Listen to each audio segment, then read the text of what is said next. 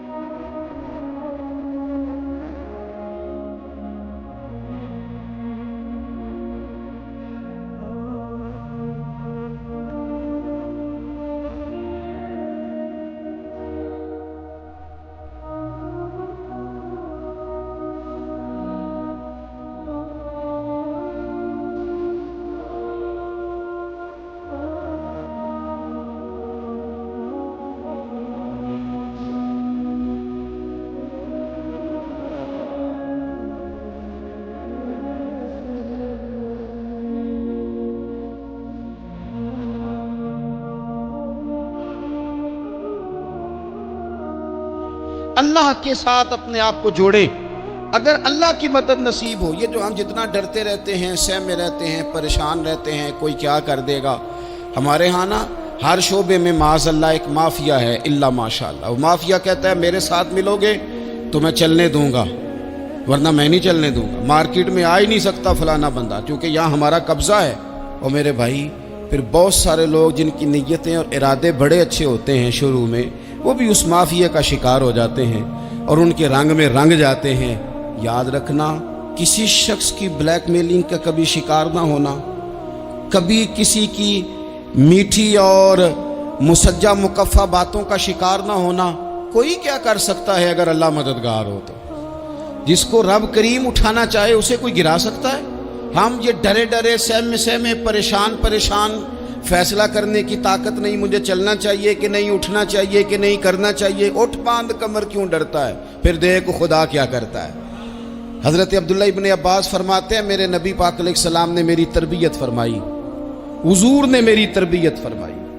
اور محبوب پاک علیہ السلام نے فرمایا عبداللہ یاد رکھنا، یہ نوجوان دوست میری بات لکھ لیں، پریشان لوگ میری بات لکھ لیں، جن کے پاس قوت فیصلہ نہیں وہ اس بات کو لکھ لیں. حضرت عبداللہ ابن عباس فرماتے ہیں میرے نبی پاک علیہ السلام نے مجھ سے فرمایا تھا عبداللہ سن، اگر ساری دنیا مل کے تیرا کوئی نفع کرنا چاہے کر نہیں سکتی جب تک میرے رب کی رضا نہ ہو. اور فرمایا ساری دنیا مل کے تیرا کچھ بگاڑنا چاہے تو عبداللہ بگاڑ نہیں سکتی جب تک رب کریم کی حکمت کا تقاضا نہ ہو. لوگوں سے ڈرنا، لوگوں کی طرف دیکھنا، ماحول دیکھ کے اپنے راہ کا تعین کرنا، ہر بندے کے خیالات کے مطابق ڈھلنے کی کوشش کرنا، فلانا نہ ناراض ہو جائے، فلانا نہ ناراض ہو جائے، وہ جس نے ہونا ہو جائے، بس رب رسول ناراض نہ ہو. اپنی زندگی میں اپنے مالک کو مولا جان کے، بل اللہ مولاکم، اللہ تمہارا مولا ہے، وَهُوَ خَيْرُ النَّاصِرِينَ، وہ بہترین مددگار ہے. توجہ جب بھی کریں رب کی جانب کریں. اپنے دل کا قبلہ درست رکھیں، سوچوں کے زاویے سیدھے رکھیں. میرے بھائی مالک جب بندوبست کر دے نا، جب مالک بندوبست کر دے پھر ایسا بندوبست کرتا ہے کہ لوگوں کے پاس نا چارہ نہیں رہتا. حضرت مریم رضی اللہ تعالی عنہا پاک باز تھیں، مسجد میں رہی تھیں، پر مالک کی حکمت کے تقاضے بڑے عجیب ہے نا. پھر جناب مریم کو اللہ تعالیٰ نے بغیر شوہر کے اولاد عطا کر دی. یہ بات ہی ایسی تھی، وہ کسی نے کہا تھا کہ مخلوق تو فنکار ہے اس درجہ کے پل بھر میں سنگے در کعبہ سے بھی اصنام تراشے، تم کون ہو کیا چیز ہے داغ کبابی. لوگوں نے تو مریم پہ بھی الزام تراشے. تو لوگوں نے کہا کدھر سے لے آئی بچہ، تیرا باپ تو ایسا نہیں تھا، کہاں سے لے آئی؟ اللہ کرے میں آپ کو سمجھا سکوں، ذرا اپنے آپ کو وہاں کھڑا کریں کہ ایک پاک باز عورت، پاک باپ کی بیٹی، طیب ماں کی بیٹی اور اللہ کے گھر میں پرورش پانے والی خاتون، ایک وہ وقت اور ایک یہ وقت کہ اس عورت کو کٹہرے میں کھڑا کر کے پوچھا جا رہا ہے کہ معاذ اللہ تیری گود میں بچہ جائز نہیں ہے، کہاں سے لائی ہے؟ اب خود سے صفائیاں بندہ کتنی کو دے، کتنی کو وضاحتیں کرے. اور میں نے تو اپنی زندگی میں دیکھا ہے زیادہ وضاحت دینے والے کو بھی لوگ جھوٹا سمجھنے لگ جاتے ہیں. زیادہ وضاحت دینے پر بھی لوگ کمزوری کا اظہار سمجھتے ہیں کہ کمزور پڑ گیا. آپ صلح کی کوشش کرتے ہیں، سامنے والا بزدل سمجھ لیتا ہے. زیادہ وضاحتیں بھی کمزور کر دیتی ہیں. اب حضرت مریم کو کٹہرے میں کھڑا کر کے کہا بچہ کس کا ہے؟ تو پھر خدا بندوبست جب کرے، اللہ جب مددگار ہو، تو پھر حضرت مریم کی گواہی درختوں سے نہیں دلوائی، اس نے پتوں سے نہیں دلوائی، پھر فرشتے نہیں بھیجے. حضرت مریم کہنے لگی مجھ سے نہ پوچھو، وہ جو پنگوڑے میں ہے اسی سے پوچھ لو، ان سے پوچھو نا وہ کون ہے، پوچھ لو ان سے، کر لو سوال. انہوں نے کہا پنگوڑے میں چند دنوں کا بچہ، یہ جواب دے گا؟ مددگار تھا رب. ان کی برات کا اعلان کرنا تھا مالک نے، اور جب مالک اعلان کر دے، جب مالک تیری صفائی دینا چاہے، جب مالک تجھے دنیا کے سامنے نکھارنا چاہے تو वीडियो देखने का शुक्रिया। अगर आप चैनल पर नए हैं तो सब्सक्राइब कर लें और साथ ही साथ बेल आइकन पर भी क्लिक कर दें ताकि यूट्यूब हमारी हर वीडियो का नोटिफिकेशन सबसे पहले आपको भेज दे। जज़ाकल्लाह।